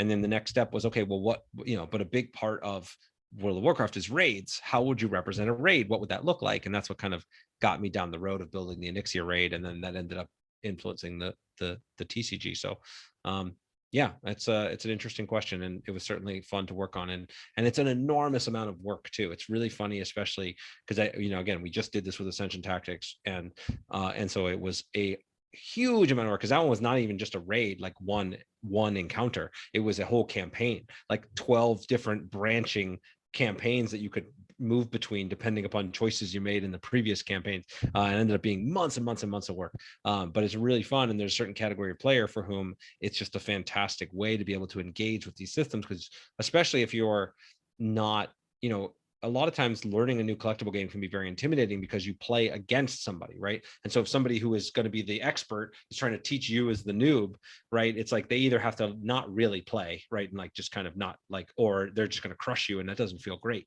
And so you have but if these raid experiences and these cooperative PvE experiences, we can play together, and I can help you make your decisions. I can help you get into it. It's one of the reasons why I think Commander is so powerful and popular with Magic, right? Because it's not directly me versus you. Yeah, we're all competing, but it's much more of a social tabletop experience where, yeah, we're not going to pick on the new guy, right? The people who are more experienced are going to battle each other. We're going to give the new person a little bit more leeway to kind of get in the game. And so that creates a different type of environment that makes it more conducive to learning and to people of different skill levels being able to play together. I 100% agree. I mean, I think that's the reason that something like Matt Leacock's Pandemic is so popular, because he sort of broke that formula of like, again, I don't want to give you credit, but maybe he took inspiration from, where you're playing together. And like you said, nobody's going to pick on the new guy, or you all got the same goal. And like I said, living card games, which are, a natural progression of collectible card games in some way, they've got their own weaknesses, but has now found that cooperative space, and they live on in that space forevermore. I think it's amazing, and I really, as much as I want somebody to comment that was not the case. Obviously, you took inspiration, much like World of Warcraft did, from you used to play RPGs, right? Of course, yeah. Played a lot of that. Yeah. So obviously, those sorts of inspirations, obviously things are ping-ponging back, but I would be so interested to know if that was that absolute case. Yeah, it'd be interesting. At least when it comes to collectible games and being able to build those experiences, that might be the case. I mean, obviously there were cooperative board games long before I started working on designs, things like Betrayal at House on the Hill, which I did at least get to work on the expansion for, which was cool. But a variety of things like that. But yeah, anyway, it's exciting stuff. And it was fun to work on, and it's still fun to work on. Okay, so that interestingly brings me to a new point. So I just want to jump forward quite a number of years, almost a decade, to where you're working on digital trading card games. SolForge is your first ever digital trading card game, which you designed with Richard Garfield, the guy responsible for the game that essentially started you in the collectible card. Well, he started collectible card games, but it started you in the industry. He is the launching pad for all of this. Speaking of long tail effects, do you want to tell me a little bit about the origins of SolForge? Give me sort of like the 5-minute version of like the complete history of the original SolForge, and then we will move on to what is the exciting news now. Yeah, it's a great question. I'm excited to talk about. So, original SolForge actually ties in, how I talked about the idea of always wanting to do what's next, right? Always wanting to have a new challenge. And so the way this went down is we met at PAX Dev, right? The developer conference in front of what was it then? The only PAX, but is now called PAX West. We had Richard Garfield was giving a talk on game design. And so of course I went because it's Richard Garfield. He's talking about game design. You want to go listen. And so, I listened to his talk and I'm in the audience. And then somebody asked him at the end, they do a Q&A and they ask him, well, what's your favorite game right now? And at which point he says Ascension. And I literally audibly just go, woo, in the back of the room. And I was like, it was like everybody laughs, whatever. And so it was this funny thing because of course, yes, Richard has been responsible not only for tens of thousands of hours of my time and enjoyment, but also directing the entire trajectory of my life. And so the fact that he was playing my game and liked it was really awesome. So I took that as an opportunity. We had met previously a couple times while I was on the Pro Tour, but just, kind of brief chats here and there. But I took this as an opportunity to go and take some time and talk with him about game design. And so he starts, we start talking about Ascension, we talk about Magic, and we very quickly becomes clear that we're both interested in doing the same thing next, which is to build a real good digital collectible card game, right? At that time, there weren't any, right? So you got to fast forward back to 2011, right? So Magic Online existed, but it was really, really clunky as a system, right? If you love Magic, you could play Magic Online, but it's not really good for it. It's not built for it. And so there was no Hearthstone, there was no, Magic Arena, nothing like that. And so we both wanted to build something that was really designed from the ground up with digital in mind. And so we started working together on SolForge right away. And so it was about a year later that we did a Kickstarter. We raised about $500,000 on the Kickstarter. Turns out actually digital collectible card games are very expensive. So it actually ended up costing me about $3 million to make that game, but that's a different story. Yeah, that was something else. So, but we built something that was really amazing. I mean, we had a huge audience. We had tons of people playing. We have built an incredibly cool world with great art, and we built a cool game system that nobody had ever seen anything like it before, right? There were plenty of like Magic knockoffs all throughout the years, but building something that was really different, where actually whenever you played a card, the card would level up into a higher level version of itself, and then you could and then your deck would periodically cycle through. So it was actually really a pretty amazing combination of Magic and Ascension, if you really think about it, because you would play creatures and it was lane-based combat, but you would build your deck ahead of time, just like you would in Magic. But then you would build your deck as you played. Each turn you draw a hand of 5 cards. You could play any 2 cards from your hand. The cards you played would have a certain power level now, and then they would have a certain power level later based on they leveled up. So there was no like casting costs or anything like that, but you would decide, okay, do I want the really powerful card now that maybe doesn't level as much and I'm going to sacrifice the future for trying to win the game quickly, or am I going to do the opposite? I'm going to play cards that maybe are a little weaker now to survive the late game where my cards can kind of help me come back. And so in many ways, you're building your deck as you go, just like in Ascension. And so it was this really fun, really innovative game system that I think we were both super proud of, and it was really exciting to kind of launch. Okay, so SolForge is in the digital space at the time. You've kickstarted it. what were the biggest surprises taking a bite out of this digital video game sort of world for you who had only existed in physical games to that point? What were some of the things that caught you off guard and some of the trouble and challenges that you actually got? Yeah, well, I don't know if we have enough time to get into all of them because there's quite a few. But well, the first one I already sort of alluded to, right? We set as a goal for our Kickstarter $250,000, and we doubled it, which was like woohoo, great. But in reality, we were a fraction of the cost of what it actually cost to make and support a game like that. And so, grossly underestimating what the cost and overhead is to run a digital collectible game like that, have live operations, continually update. We also made a promise to support multiple platforms. So we were on iOS, Android, and Steam, trying to launch all those platforms simultaneously. Was a huge mistake. Like, we should have gotten one of them nailed down perfectly. Then once that was done, then port it to the others. And so it was just a very difficult time to be able to build and manage everything all together all at once, such that the game, which was very successful with the way we chose to execute it, it had to be like at this like absurd echelon of success. So even if it's making, $100,000 a month or $200,000 a month, which and any other thing I would think of would be amazing, with the way that our overhead was running, with the way that our costs were, that wasn't enough. So eventually we ended up having to sunset it about 4 years after we launched it. And so it was a great experience. A lot of, our community was one of the best that I've ever encountered. And they're just a lot of fun, a lot of great games played. Unfortunately, it was just, more expensive to run and manage than we had thought. We also chose, we used a programming language called Moai, which obviously in retrospect, we could have used Unity because we had to rebuild the whole game in Unity afterwards. These were all just things I didn't know at the time and had to learn on the fly. I learned a lot, but unfortunately not fast enough to kind of keep that system running. Right. Okay. So before you mentioned that there was people who would call you evil for, breaking a game or something like Verse System. And I think the same thing came back from some people in that community. And obviously, that's not the intention. You're trying to make a game for everybody that's accessible, not to mention the fact that it's a free to play game. And you obviously have to keep in mind all of the factors that go on. So with SolForge being sunsetted, there is something new in the works. Talk to me about that. What is SolForge Fusion? Yeah, this is something I am really excited about because look, as you mentioned, I've poured now a decade of my life into SolForge and so now SolForge Fusion.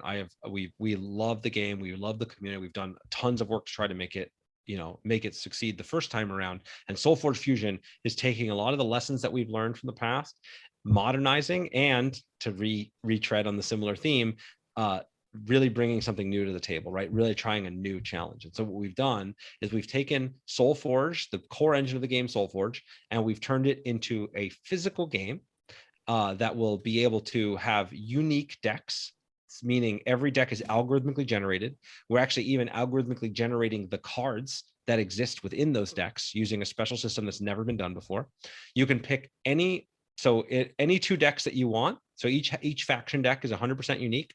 You can pick any two factions and combine them together to create a playable deck. So you can customize your decks, but every deck is unique. You can scan your decks and add them to your online collection. And in your online collection, you'll be able to play out of the gate. Should be able to play on Tabletop Simulator. You'll be able to export your own deck and play on something like Tabletop Simulator. Eventually, we do want to get it back to being a full online game, but we've learned our lesson or keeping that scope smaller.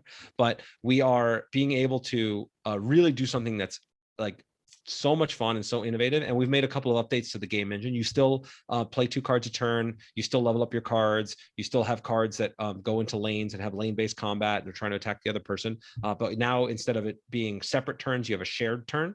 So I play 1 card, you play 1 card, I play a second card, you play a second card. And the person who has what's called the Forge, who has like the initiative, almost a versus system like thing, right? Having initiative and versus system. Mm-hmm. Your cards are played in the front row, which means they get to attack the first turn. And the person who doesn't have the Forge has to play their cards in the back row, meaning they don't attack immediately, but they'll still defend. And so they get the ability to play second, so they get to make the last action, but they don't get to just attack immediately. So those are really the only major kind of rules changes. And then in addition, we introduced this cool idea of the Forgeborn, almost as, and this is sort of taking a page from the Commander, because you have it almost as your commander. And the Forgeborn, every time you shuffle your deck, you actually get more and more powerful, and your Forgeborn gets like active powers that they can use once per cycle through your deck. Some other small changes that we've made that will be really interesting to people who played is we've reduced some of the variance in the game. A lot of the complaints we got from the game engine the first time around was that the level 3s were a little too powerful, and if somebody else drew your level 3s and you didn't, then they would win the game and you wouldn't, right? And so what we've done is we've shrunk the starting deck, so it's 20 cards instead of 30, and you draw 15 of them each time you go through. So you're drawing 75% instead of previously you're only drawing 66% of your deck. And the power curve between the level 3s and level 1 we've compressed. So your level 1s are more useful later in the game. Level 3s are not quite as dominant, although they're still quite good. And so I'm getting a little into the weeds, but this is for the people who like have loved SolForge in the past and what things they want to see that are changed. In addition to this sort of top line of like this is the world's first hybrid deck game. The fact that each half deck is completely unique and you can combine any two different factions to play is something that nobody's ever done before. And in the very first set, not only are there more possible deck permutations than there are atoms in the universe, like literally in infinite numbers. And even just in the individual cards, which we've created a system to algorithmically generate, there's, I forget the last count we had, but it was something over 15,000 unique possible cards in set 1 alone. So it's a project of immense scope that takes the heart of gameplay that we love from SolForge and turns into something that's truly a fusion, right? Cards are getting fused together by algorithm. You're fusing 2 decks together to build the deck that you want. There's a fusion between the digital and the physical because you can actually scan your decks into your online collection and use them there. So it's really something that is Richard and I are both really, really excited about. And I can't wait to unleash on the world in September. Well, it sounds like you are super passionate about this particular product, and I am. Okay, let's confession time. I did not play the first SolForge, so for somebody like me who is a new player, a lot of the words you just said sounded good in isolation, but when we combine that theory of variance, and sometimes you want, like we were talking about before with verse system, when you combine what you just said with, the fact that you're trying to introduce a new player to it, what is in SolForge for the new player? What is your elevator pitch for somebody who has never heard of SolForge or never even played a digital TCG? Yeah, that's a great question. So you can forget the digital TCG part for a second. So if you're familiar with these other games, the elevator pitch is easy. It's like Keyforge and Smash Up had a SolForge baby, right? And what that means is we take the idea of Keyforge was the first game, another Richard Garfield game that has unique decks, meaning you don't customize it like a regular TCG. You don't just find all the cards and whoever has the best cards and will build the best deck and then everybody copies that deck, right? You can't do that here. It's a unique deck that each deck is one of a kind in Keyforge. But the problem with Keyforge was you can't customize it at all, right? It really frustrated me because I love the concept, but the idea that I literally have no control over my own deck other than just what I happen to open in a pack. And so we just took it one step further. And Smash Up is a game where you can pick any two. In the case of Smash Up, they're all pre-built, the same decks all over, but you can pick any 2 decks, combine them to play. And so what we did is we took those 2 concepts and put them together. So instead of a unique deck, you have a unique half deck. And you pick any 2 unique half decks to combine them together. So you can create the combos, you can customize your deck just that little bit, which changes the whole equation. So it's having these one-of-a-kind experiences that you get to customize, and then you can play a game. And the heart of the SolForge game, in my opinion, is that idea that your cards level up as you play them, right? That you can actually play a card and transform it into the leveled up version and have that then come into play later, and that you can feel your deck evolve and progress is something that's really cool. So that's kind of the top line elevator pitch for this game. For someone who's never played SolForge before, it's, unique decks, combine any 2 to play, level up your cards as you play, very fast, very fun. You can get right into it. Buy any 2 packs, you're ready to play. You don't have to buy tons of decks. You can get into the game for $15 or less, right? You can just start playing, and you can bust out packs and have whole new experiences with your friends. It's really, really fun. Okay, so let me just unpack that a little bit. I love Smash Up, and I am obviously, being who I am, a huge fan of Paupeism. But if anybody who isn't familiar with Smash Up, if you guys were familiar with Magic the Gathering's Jumpstart expansion recently, where it was a shuffle up and play 2 sides of the deck, it's that sort of thing. Now, the thing that I stick at, how does Stoneblade Entertainment see this game? Is it a physical first game or is it a digital first game? Physical first, 100%. Yeah, we want to be, there's nothing, to me, the only reason we made SolForge as a digital card game originally, to be honest, was because there were no good digital card games, right? At the time, there were no good digital card games. Now there are, right? I mean, there's plenty of great digital card games you can play. You can play Magic Arena, you can play Hearthstone, and we do want people to be able to play SolForge Fusion online and be able to play wherever they are. But in reality, there's nothing I'm just super passionate about, Richard's super passionate about, like that. There's nothing better than just that sitting across the table and being able to play with your friends, or play at a local game store. And so that's the main thing that we're going to be supporting. We're going to be pushing the game to be a physical game that you can play at the kitchen table, play with your friends, and then as a bonus, you can scan your decks in and play online using something like Tabletop Simulator or eventually a custom app. Okay, so my question then, okay, I've got a ton of questions about balance and all that sort of stuff. But my question is, the thing about SolForge was that it was unique because you were doing something, leveling up in a space that you couldn't do in like collectible games or physical card games. How does Fusion solve this issue? Yeah, that's a great question. And so this is part of what got us to the place where we ended up with these pre-built decks, right? Because the idea was, okay, in order to make you to level it up, we actually needed these cards to come together. Right. So I have a level 1 card, I have a level 2 card, and I have a level 3 card. And so when you play SolForge Fusion, you have your starting deck is all your level 1 cards. And then off to the side, you've got your level 2 cards and your level 3 cards. And whenever you play your level 1 card, you then go get the level 2 card out of your level 2 deck and put it into your discard pile. And so you actually do these things manually, but then that allows you, so whenever you play that level 1 card, once you play it, never goes back into your deck. Everything that you play gets pulled away, and it's only the higher level versions that get cycled in. And so that was part of why we made these decks kind of chunked together, because that was the only way to get this to work.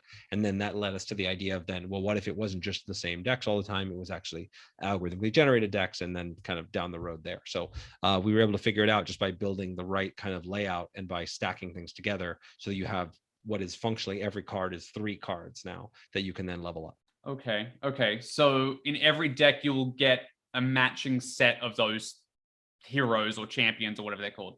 Exactly. Every half deck is really the 1 Forgeborn card, and then 10 level 1 cards, and then the matching 10 level 2 and 10 level 3 cards.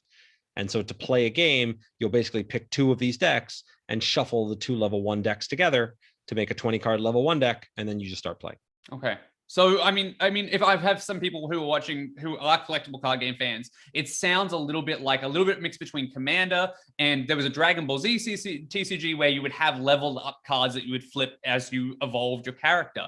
Okay, so that's really fascinating. Just a quick question for those who did get a chance to play SolForge. Are we going to see familiar heroes like Krogius and stuff like that from the original SolForge in this version? Oh, you better believe it. Yeah, no, we're bringing back all the favorites, right? You're going to have Scorchmane Dragon and Krogius and Brightsteel Gargoyle. And then, of course, all the Forgeborn themselves are now way more prominent than they were before. So Oros and Cersei and Korok, Ironbeard, like all of the greats are back. And we're designing new Forgeborn and new characters. But, one of the things I loved about SolForge is not just the gameplay and the strategy around, lane-based combat and leveling up your cards, but also the world and the story and the art, right? I mean, we have all of this great stuff. So those characters are all coming back, and we tried to be very true to though of course we're redesigning a bunch of the cards to fit the new game engine and to fit what we've learned.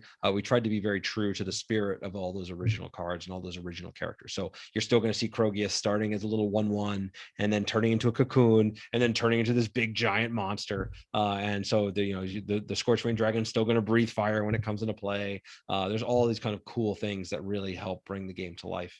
That's fantastic. So I do want to pivot from there. I mean, it sounds like you're super enthusiastic about it. Obviously, Richard Garfield's behind it. I do hope that is absolutely fantastic. I would have to look at it. It did sort of confuse me when you were explaining it, but obviously I'm not familiar with SolForge. Was there ever an option to change the branding, or you really wanted to go with SolForge from the beginning? No, I mean, the whole point of this project was to bring SolForge back to life in a way that would be sustainable, in a way that would be true to the original heart of the game, but that would still be something that's innovative, right? I don't want to just launch 2011 SolForge in 2021, right? I want to launch something that's new and something that says something as a designer, that says something to the community, that brings something new to the table, right? That's where I really try with every project that I bring, and hopefully this has come across in some of the things we've talked about for all these other projects. Are trying to do something that hasn't been done before, that really moves the conversation forward in the industry that tries to do something that really gives you an experience you've never had before. And so SolForge Fusion is that. It's taking the heart of SolForge, which, you know, again, I apologize if I didn't explain it clearly enough, right? The basics of SolForge play, you play creatures into lanes. There's 5 different lanes. Every card you play, you level up. You're trying to knock your opponent down to 0 health. If you don't have anybody opposing the lane, then you're going to do damage directly to the opponent. If you do have somebody opposing the lane, the creatures attack each other. That's every few turns you reshuffle your deck, so you start getting access to your higher level cards. That's the basics of the gameplay part of SolForge. And then there's this sort of meta level, which is the idea that it's fusing decks together, that it's a digitally algorithmically printed created decks that are combined together, like Jumpstart or or Smash Up, and that's never been done before. And so it's really those two things, right? The heart of the game, which people who are familiar with SolForge will know right away, and people who aren't, I can teach it to you in 5 minutes at the table. And then there's this whole new thing to explore, which I understand can be challenging because nobody's done it before, of what is a digitally algorithmically printed deck that you can then combine with others, and what is that like? And I just encourage people to either come check it out. You can go to stoneblade.com/SolForge, SolForge, and you can see, and we'll talk about it there, or play it for yourself. We actually have the game right now available in Tabletop Simulator. You can play it and test it and see what you think. And if we have a Stoneblade Discord that you'll be able to join from the same link, where we'll be able to play and demo the game to you, and you can actually influence the game as it's coming out. Because that's one of the key things that we love about going to Kickstarter, about working with fans, is that you can actually play and help us to develop the game. So if you're not sure about it, or you want to give it a shot for free, you absolutely can do that right now. Okay, so I am so enthusiastic, and I can't wait to see it. Let me know, obviously, when it comes out, and I will link it, obviously, in the description for anybody who has, or I'll at least link that website for Stoneblade so you guys can get updates like I'm getting directly to my email. Now, Justin, we have come up against time here, and I'm really, really disappointed that I can't believe how much meat was on this bone. We talked so much about things. Do you have time for some questions for the community? Or I would happily give you the option of coming back just for community questions, because I literally got over probably 75 questions just specifically for you. I'm not going to ask all those, but do you have time for maybe 5 or 10? All right, let's go with 5. Yeah, we could do 5. Okay, I don't want to steal your afternoon. Obviously, it's really important, and I'm so sorry. I did not realize I didn't know we would discover that you invented PvE. I'm gonna get in so much trouble for this. At me, come at me, people. Like, at me, whoever you are. Okay, so there is something I do want to pick up right from the absolute end of the conversation we started just then. I get this question a lot, but I do want to give a watcher, Gustav Olsen, credit for it. What is, if anything, in SolForge Fusion for the original SolForge community? Do the backers of the original game get anything? Anything special? Is there going to be anything that you have front of mind? You've always said how much building community is important to these sort of games. What do you have in store for them, if anything? Yes, we do have something special that's in store for people who were part of the original game, who are our original players. I don't know if I want to reveal exactly what it is yet, but I will say it is an opportunity for you to be permanently a part of the game and the world, and to have that be something that's going to exist for all of the future of SolForge, that you will be able to be a part of it and recognized as such. I'm not going to give any more details here, but I promise if you sign up for either our email list or when you see the Kickstarter launch, you're going to see what that exactly looks like. I've got something I think people are going to be really excited about. Okay, so I just want to take that and let everybody know, just completely for no reason, Ascension players who win World Championship get featured on the card. I don't want to overhype anything, but make sure you sign up for that email list so you don't miss out if it is something like that glorious. So just a really quick couple of questions about all sorts of things. So what was... Okay, so we didn't even talk about it in this episode, but do you recall if there was any decks in Verse System R&D that you guys found that the community did not embrace? And I want to give that question's credit to Corey Philibish.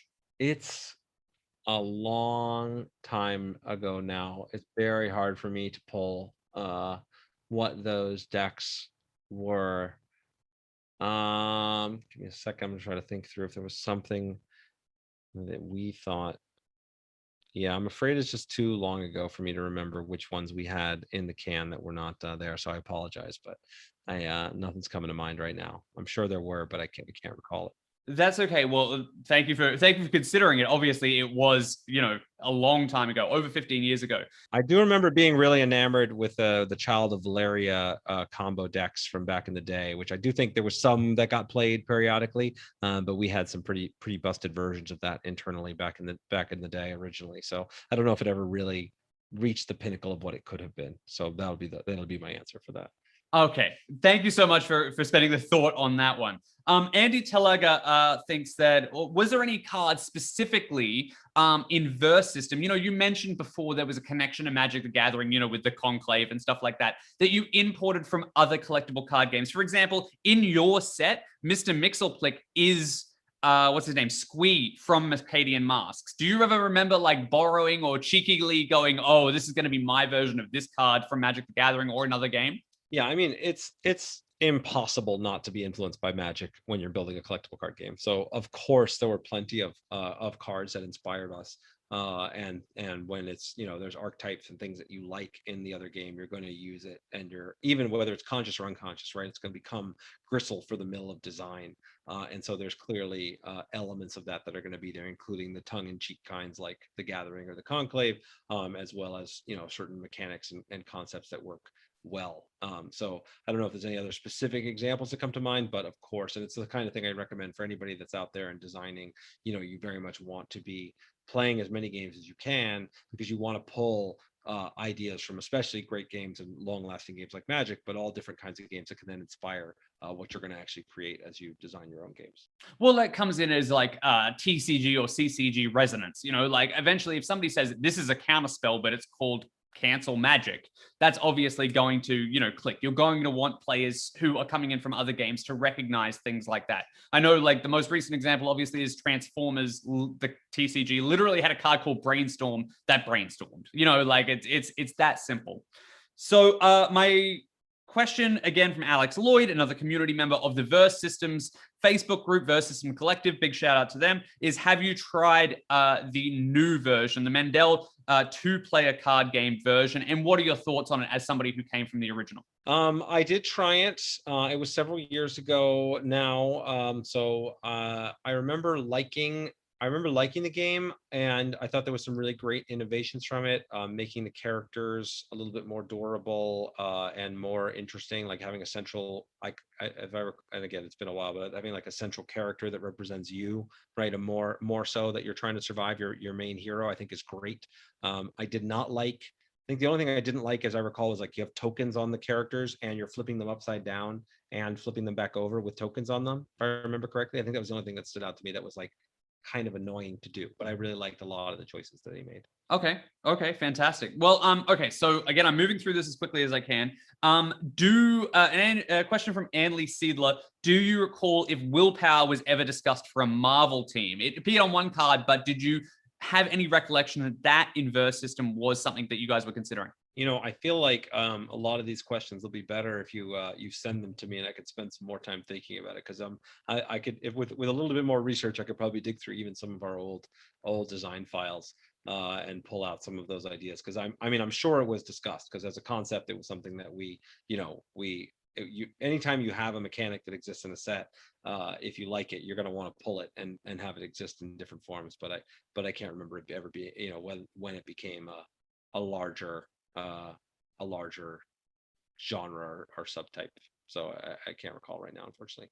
Okay, so we'll move on to one final community question. I appreciate everybody who asked. Like I said, I got dozens upon dozens upon dozens of questions. One final question, one that you won't need an old design file for, because you can think about it right now. Bit of a low ball, but hypothetically, if you could design one final character for that game, what character would it be? As a comic book fan yourself, go for that question. Oh, well, I mean, we already sort of talked about this, right? I never got to bring Dream from the Endless in here. Like, I want the Sandman. I want the Sandman so bad. I think it would have been so cool to make that set and to be able to bring that character. Is my favorite comic book character of all time and my favorite comic book series of all time. That is would be amazing. Whether and being able to bring that character and that that ethos into the versus system as almost a subversive but really sort of cool motif, I think would be amazing. So I would absolutely bring that back from my both passionate history and my actual design work, and being able to revisit it now would be pretty cool. Okay, I 100% agree. And I feel like it would have lived perfectly like the Hellboy set, where it could have lived almost like those starters you mentioned earlier as its own sealed thing. I can't believe we didn't get to it again, but we didn't even talk about that cool skateboarding CCG you made once more. Like, there is so many other games. That one, we didn't talk about Redakai or Bakugan. I would love to invite you back for another episode. Obviously, we're out of time right now, but if you are open to it, I would love to talk about some of those other games and some of the other things that we got missed in this episode. Sure, this is tons of fun. It's a great trip down memory lane, and to get to talk about even the new projects and how the old ones have inspired the new ones is all very exciting. So I'm happy to come back. Well, absolutely. I did have some questions about things that you might have found in SolForge and stuff like that. I do have to end the episode in my own traditional way. I'm sorry for holding you up, but you have to choose a color booster pack so we can end with Kraken questions. Release the Kraken. Now, again, there's 3 random fun questions and 1 rare game design question. What color would you like to try? Let's go with yellow. All right, so we've got common question. Ridiculous. Very easy. If you're an ice cream flavor, what flavor would you be? Chocolate chip cookie dough. Fantastic. Would you rather be a Vulcan or a Jedi? Jedi, obviously. Fantastic. The other question is, what is your personal favorite genre of tabletop gaming? Yeah, I mean, it's TCGs are still my favorite. There's no question. That's my favorite style of game, and still will always be. Well, we'll ignore that last question. I'm going to ask you this one. If Stoneblade Entertainment was given the opportunity to design a physical, traditional, classic TCG, what would you want to do that? Is that something in a project that you would be interested in embarking on? Well, I of course I would love to. I'm happy to build another trading card game, and I think we still work on trading card games, even things like Bakugan but I always want there to be something new, right? I don't want to just make a game that's just another trading card game, right? As we started about it, I would need something that's going to make it exciting for me as a designer, that's going to make it exciting for players. It's going to help differentiate us from the pack. And so, yes, I'm happy to work on trading card games, but in order to do so, I would really want there to be something special about it that I can say, like, no, this is something that hasn't been done before. And so it would depend on what the motivation was, what type of game we're trying to make, who our audience was, what experience we were trying to create. So similarly, again, that's what SolForge, right? I could have made SolForge Fusion just as a physical trading card game if I wanted to. We could have done that, but being able to build that instead as a hybrid deck game was way more exciting and allowed a lot more interesting creativity and create an experience that nobody's had. So if I did build another more traditional trading card game with kind of traditional booster packs, I would still want there to be something special about it that nobody's done before. Okay, that's a fantastic answer. Just before we go, I do want to just give you the opportunity. Is there anything you want to plug? I know you guys have a brand new Ascension Tactics coming out. Where can people find that? Yeah. So again, the best place to find out about all the stuff that we're doing, right? If you go to stoneblade.com, you sign up for our email list. I send out emails periodically with news, updates, also things from my podcast where I talk to other great designers, discounts on some of and sales and new things. So stoneblade.com, you can go to stoneblade.com/SolForge to find out specifically about SolForge. Ascension Tactics is going to be in stores sometime in September. Just China shipping is its own challenge, but it's coming soon. We've got all the stuff approved and ready to go. So it's just about that piece. Again, Shards of Infinity Into the Horizon will be in stores as this is aired. So that's the culmination of the Shards of Infinity story arc. That's out there. And then of course, we have tons more fun stuff coming. So I'm always working on about a dozen projects at the same time. So there's a lot of fun stuff in the works, and I'm always happy to share. But again, yeah, just connect with us. You can join our Discord and play test our games right now. We have all the stuff available for free to play on Tabletop Simulator. You can chat with us. So again, all that stuff, the portal, all that stuff is stoneblade.com. So come check us out there. Fantastic. So I just want to say goodbye. But before I do, if you're listening to podcasts and you are a lover of podcasts and game designs and the sort of conversation we just had, please engage with Justin Gary the way I do through his Think Like a Game Designer podcast and his book, Think Like a Game Designer. I mentioned it in the intro that he is a mentor to thousands of aspiring game designers worldwide. And I think that if you're interested in this sort of thing, be like Justin. Don't be, try the opportunity of not just being a lawyer, but be what you want to be. And that can apply for any creative field, but I really feel like the work he's doing with that podcast is absolutely fantastic. Justin, thank you so much for joining me. The links to Stoneblade and the podcast will be in the description of either this episode on YouTube or the audio version. You can find it in those descriptions. Thank you so much, Justin, for joining me today. Thanks. It's been a pleasure. Absolutely. All right. That's it from me. Thank you so much. And as always, I'm going to ask you on the booster pack to keep shuffling. And there you have it. That's it for another episode of the Booster Pack with Justin Gary. Thank you so much for joining us. And thank you so much to Justin for sticking around for a little extra time to talk about current projects and answer community questions. Now, if you want to check out those projects upcoming, look at the description because you can find Justin's website, Stoneblade Entertainment, where they'll tell you all about the games and you can even sign up to find out how you might be able to be featured in a game.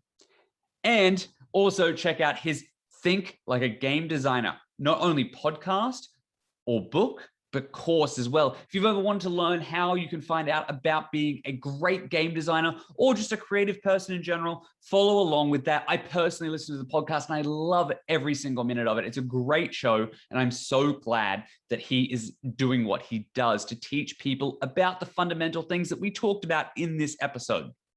Also, if you want to check me out, you can find me on Facebook at the CCG History Facebook page. You can find me there where I sometimes just ramble about collectible games, or you can find me on Twitter at CCG History, where I'm very active talking about the latest TCG, CCG developments or history from the past, or even just posting random stuff every single day. So you can find those there. They're linked in the description as well. And if you have a suggestion for any of the cracking questions that we've been asking, let us know. We'll put it in a booster pack. And when we crack it, we will obviously shout you out as the inspiration for it. And we would love to see what you have to think about that segment. Also, if you are interested in submitting a suggestion for a TCG or a CCG or any sort of collectible game to be featured on this show, let us know again, either in the comments below or on the social media listed in the description for CCG History. I would love to bring you an episode, and I can't wait to even bring you the next one, suggested by a fan, actually. So until next time, where we fight evil by moonlight, keep shuffling.